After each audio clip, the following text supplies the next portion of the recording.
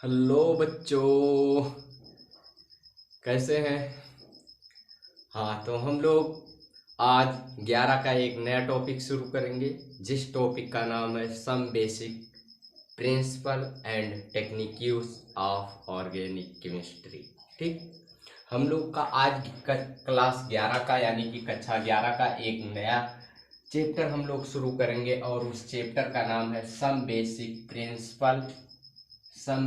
Principal and technique use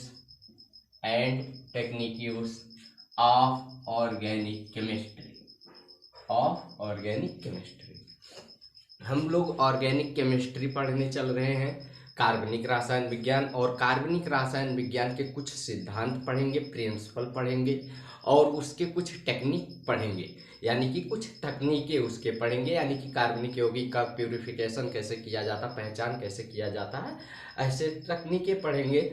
और कार्बनिक यौगिक के बारे में क्या क्या प्रिंसिपल दिया गया, क्या क्या बताया गया, इसको हम लोग इस चैप्टर के अंतर्गत पढ़ेंगे। ठीक, और ये चैप्टर हमारा कक्षा 11 का है और ये चैप्टर आज से हम लोग का नया चैप्टर शुरू हुआ है। ठीक, ओके, तो ठीक है, तो चैप्टर को हम लोग समझ गए हैं कि हमारा चैप्टर है कि some basic principle and technique use of organic chemistry यानी कि रासायन विज्ञान के कुछ सिद्धांत एंड तकनीकें। ठीक, तो इसका हिंदी होगा, तो आप लोग को चैप्टर को पता ही है। ठीक, और हमारा ये लेक्चर नंबर फर्स्ट है। ठीक, लेक्चर नंबर फर्स्ट है। तो हम लोग आज कुछ नहीं पढ़ेंगे, आज हम केवल इस चैप्टर के से इंट्रोडक्शन को देखेंगे, और इंट्रोडक्शन हम देखेंगे यानी कि परिचय देखेंगे। तो परिचय में हम आपको पहले बताते हैं कि हमारे एक साइंटिस्ट थे जिनका नाम था लीमरी। क्या नाम था?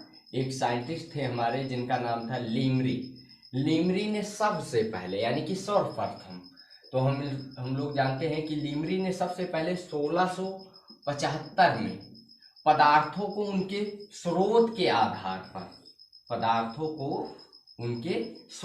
आधार पर वर्गीकृत किया। तो सबसे पहले पदार्थों का वर्गीकरण किसने शुरू किया? लीमरी ने।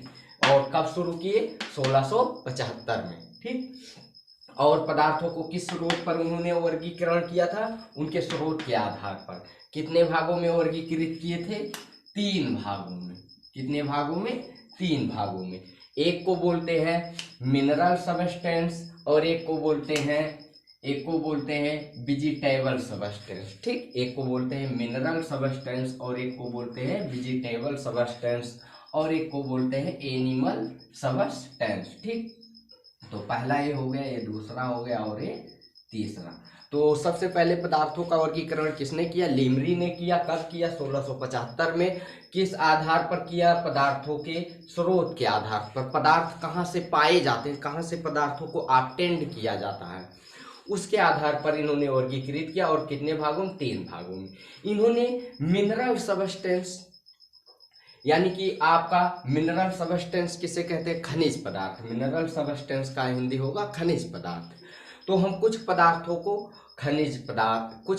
को हम लोग खनिज से प्राप्त करते हैं। जिन पदार्थों को हम खनिज से प्राप्त करते हैं उन्हीं को हम लोग क्या कहते हैं? मिनरल सबस्टेंस यानी कि खनिज पदार्थ। ठीक, जिन पदार्थों को हम लोग प्लांट से यानी कि पौधों से प्राप्त करते थे, ऑब्टेंड करते थे, जैसे बहुत सारे हमारे प्राप्त किए गए हैं, जैसे गन्ने से। अब अगर हम इसका एग्जाम्पल बताऊं तो हम इसका एग्जाम्पल बता सकते हैं NaCl हो गया। ठीक, NaCl हो गया, हमारा Hg हो गया, ठीक, सोना हो गया। ठीक, ये सब हमारे खनिज पदार्थ है। ठीक है, तो जो धातु से आपके प्राप्त होते हैं। और दूसरा आपका जो है वेजिटेबल सबस्टेंस, जैसे जो पदार्थ पौधों से प्राप्त किए जाते हैं यानी कि प्लांट से, उनको वेजिटेबल सबस्टेंस कहते हैं। जैसे एग्जाम्पल में गन्ने से हम लोग शुगर को यानी कि चीनी को प्राप्त कर लेते हैं, सुक्रोज को प्राप्त कर लेते हैं। तो हमारा चीनी क्या है? कहाँ से ऑब्टेंड हुआ? पौधे से। जैसे हम लोग तेल को पौधे से ऑब्टेंड कर लेते हैं, तो ये कहाँ से प्राप्त हुआ? पौधे से। ऐसे सबस्टेंस को हम वेजिटेबल सबस्टेंस इन्होंने कहा। किसने? लीमरी ने। और तीसरा है एनिमल सबस्टेंस। एनिमल सबस्टेंस ऐसा पदार्थ जो एनिमल से यानी कि जंतुओं से प्राप्त किया जाता है उसी को क्या कहते हैं, एनिमल सबस्टेंस। तो लीमरी का क्लासिफिकेशन आपको समझ में आया होगा। इंट्रोडक्शन में हमने आपको सबसे पहले किसको बताया, लीमरी ने 1665 में पदार्थों को उनके स्रोत के आधार पर 3 भागों में वर्गीकृत किया। एक को बोला मिनरल सबस्टेंस और दूसरे को क्या बोला इन्होंने, वेजिटेबल सबस्टेंस, और तीसरे को इन्होंने क्या बोला, एनिमल सबस्टेंस। आपको ये समझ में आ गया होगा। ठीक, जो खनिज पदार्थ से प्राप्त किए जाते हैं उनको खनिज सबस्टेंस, जो हमारे पौधों से प्राप्त किए जाते हैं उनको वेजिटेबल सबस्टेंस, एंड जो जंतुओं से प्राप्त किए जाते हैं वो एनिमल सबस्टेंस। अब एनिमल सबस्टेंस में एग्जांपल आपको जैसे हम बता देते हैं, हार्मोन्स हो गया, ठीक, हार्मोन्स हो गया, हीमोग्लोबिन हो गया, ये सब कहाँ से प्राप्त किए जाते हैं, जंतुओं से। ठीक ठीक, तो ये पहले हमारे साइंटिस्ट थे जिन्होंने पदार्थों का वर्गीकरण शुरू किया, सबसे पहले लीमरी ने। ठीक, उसके बाद दूसरे हमारे साइंटिस्ट एक आते हैं जिनको हम बोलते हैं लवाइजो यानी कि लवाइजियर। ठीक, लेवोजियर। तो लेवोजियर जो हमारे आते हैं साइंटिस्ट, इन्होंने क्या बताते हैं, ये बताते हैं कि जो एनिमल होते हैं उनके अंदर अधिकतम मात्रा में carbon, hydrogen, nitrogen, oxygen, sulphur, phosphorus उपस्थित होते हैं। ठीक, इन्होंने बताया कि जो एनिमल होते हैं, जो जंतु होते हैं, अब एनिमल आप समझ रहे हो यानी कि क्लास 11 के स्टूडेंट हो तो आपको इतना समझ में आ ही रहा होगा। ठीक, ओके ना, ठीक है। तो इन्होंने बताया कि जो एनिमल होता है उस एनिमल के अंदर जिस एनिमल भी हम लोग किससे बने हुए हैं, सबस्टेंस से बने हुए हैं। अभी लास्ट में आपको 9th का एक क्लासिफिकेशन समझाएंगे, आपको समझ में आ जाएगा। ठीक, इन्होंने कहा कि जो एनिमल होते हैं उनके अंदर कार्बन, हाइड्रोजन, नाइट्रोजन, ऑक्सीजन और सल्फर और फास्फोरस अधिक मात्रा में पाया जाता है। हमारी बॉडी जिस चीज से बनी हुई है, एलिमेंट से ही बनी हुई है, यानी कि पदार्थों से, बहुत सारे पदार्थों के कंबाइन होने से हमारे बॉडी का निर्माण हुआ है, एनिमल के बॉडी का।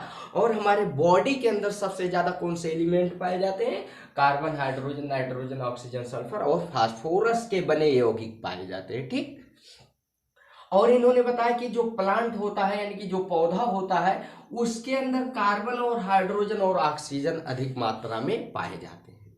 ये किसने बताया, ये लेवोजियर ने बताया। किसने बताया, लेवोजियर ने। तो ये आपको नोट पॉइंट में याद होना चाहिए कि प्लांट एनिमल में ये सारे होते हैं और प्लांट में ये पाए जाते हैं। ठीक, किसके अनुसार, इनके अनुसार इन्होंने बताया। ठीक है, उसके बाद इस आधार के बाद क्या हुआ कि बहुत सारे लोग अलग अलग अपना मत दिए। अलग अलग मत देने के बाद फाइनली पदार्थों को 2 भागों में वर्गीकृत कर दिया गया। ठीक, इसके यानी कि लेवोजियर के बताने के बाद बहुत सारे लोग अलग अलग अपना मत दिए और उसके बाद फाइनल में पदार्थों को 2 भागों में वर्गीकृत कर दिया गया। कितने भागों में, 2 भागों में। एक को बोलते हैं organic compound, organic compound, and दूसरे को क्या बोलते हैं, इनऑर्गेनिक कंपाउंड।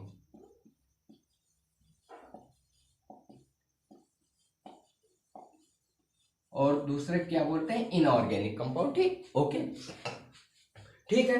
तो बता दिए भाई कि organic compound and inorganic compound. तो अभी आप ऑर्गेनिक कंपाउंड किसे कहते हैं आपको अभी आगे हम क्लियर बताएंगे, डिफिनीशन वगैरह। आप 10th स्टैंडर्ड में 10th में पढ़े होंगे कि हाइड्रोकार्बन पढ़े होंगे और हाइड्रोकार्बन के व्युत्पन्न पढ़े होंगे।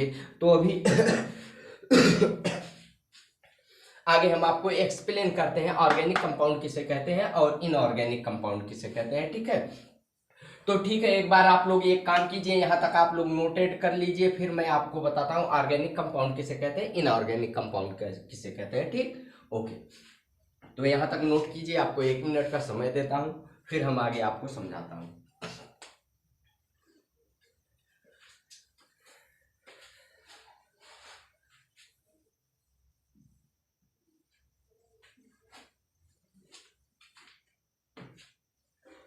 ठीक, ओके, रफ करते हैं। ठीक, ओके, तो ठीक है, हमारा यहाँ तक हो गया है।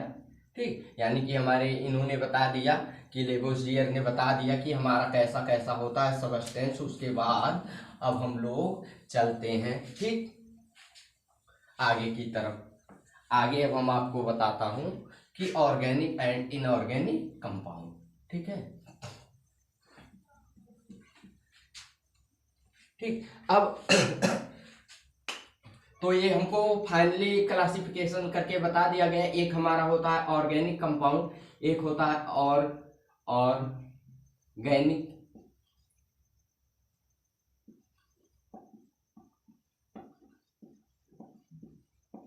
और एक होता है इनऑर्गेनिक कंपाउंड।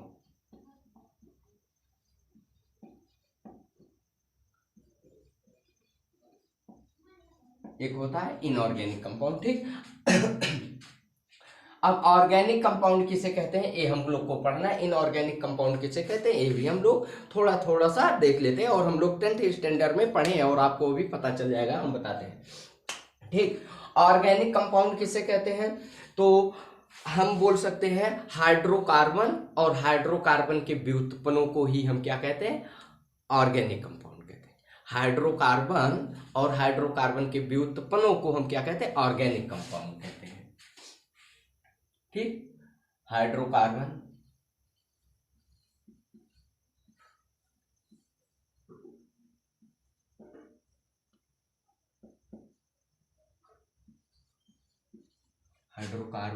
एंड हाइड्रोकार्बन के व्युत्पन्न डेरिवेटेड ऑफ हाइड्रोकार्बन।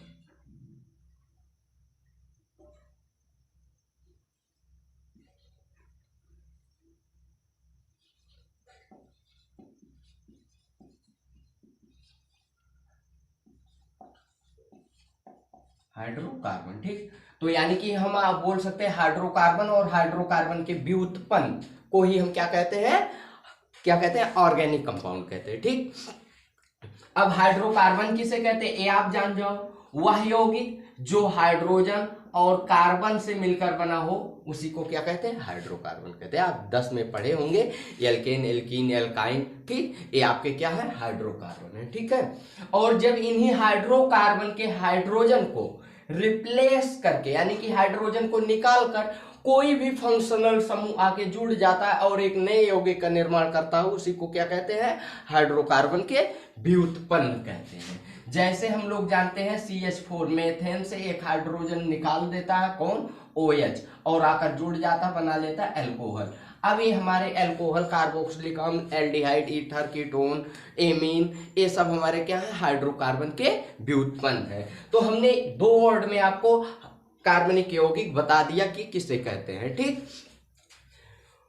हाइड्रोकार्बन तथा हाइड्रोकार्बन के व्युत्पन्न को ही कार्बनिक यौगिक कहते हैं। और कार्बनिक और हाइड्रोकार्बन किसे कहते हैं आपको बता दिया, कार्बन हाइड्रोजन से जो मिलकर बना हो हाइड्रोकार्बन। और हाइड्रोकार्बन के व्युत्पन्न किसे कहते हैं, जब हाइड्रोकार्बन के हाइड्रोजन को कोई फंक्शनल समूह निकाल दे और उसके स्थान पर जोड़कर कोई यौगिक का निर्माण कर दे, उसी को क्या कहते हैं, हाइड्रोकार्बन के व्युत्पन्न। आपको अच्छे से समझ में आ गया होगा, आप लोगों ने पढ़ा होंगे 10th में हम लोग पढ़े हैं कि अल्कोहल, कीटोन, ईथर ये सब हमारे हाइड्रोकार्बन के व्युत्पन्न है। ओके, ठीक।